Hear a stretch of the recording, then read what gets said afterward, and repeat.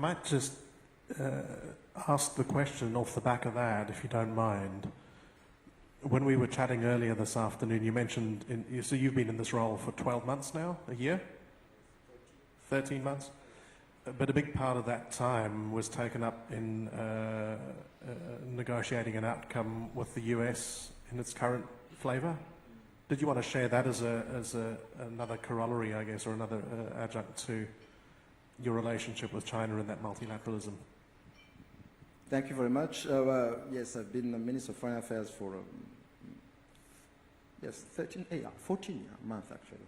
14 months, but it feels like 14 years because most of the time it was about intense negotiations with the DRC about the conflict that has been going on in Eastern Congo, which is actually related to the genocide I was talking about, because those people who committed genocide are still there. They are just crossed the border, and they are in DRC. They have been destabilizing Rwanda for the past 31 years, and we have been engaged in several peace negotiations. Last year it was in Rwanda and Angola, but this year we were engaged in Washington, because the US, the new administration, was interested in having a peace deal between Rwanda and DRC, because this is a rich region with minerals on both sides of the border, especially the 3 T's, the tin, tungsten and tantalum, but also the lithium. There's currently an exploration by Rio Tinto in Rwanda that will go until end of 2026, and they already discovered that we have lithium of the top world quality. So now we signed a peace agreement on 27th of June in Washington, and to deal with, there are mainly 3 issues, 3 aspects of it. There is the security aspect, so to solve our security concerns, because there is this group that is called FDLR, that is still creating havoc in Eastern DRC. And then we agreed that we should neutralize this force, which will allow Rwanda to lift the defensive measures that it has deployed around the border area. Then there is a second aspect, which is a political aspect, to solve the issue of Congolese of Rwandan culture, Rwandan descent.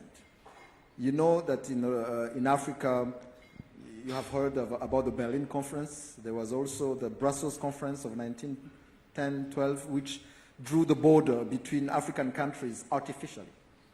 So we have people who speak our language, who have our culture in Eastern DRC, but who have never been accepted as Congolese. Yet they are on Congolese territory.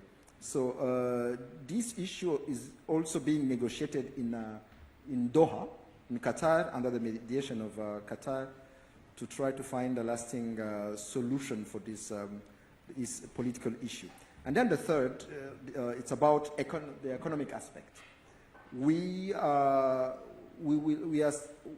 agreed on a regional economic integration framework between Rwanda and DRC with the support of the US government and US company. So we decided to make joint investment. For example, you've seen the gorillas in the video.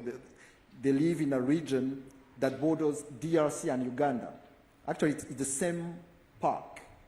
And we decided to make joint investment to co-manage those parks. We have a common lake called Lake Kivu with methane gas. So we decided also to make joint investment with the DRC to see how we can exploit the methane gas, which will benefit, which provide electricity for both our countries, and also the critical minerals value chain.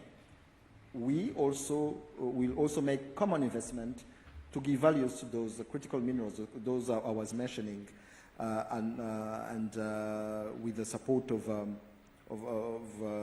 the US. And this actually should be a game changer, because this region has been portrayed as a region of conflict and the minerals out of this region were qualified as blood minerals. But now with this new momentum, we hope that we'll be able to change the narrative. But of course, we'll have to implement those agreements in good faith. On our side, as Rwanda, we'll do whatever we can to achieve that goal.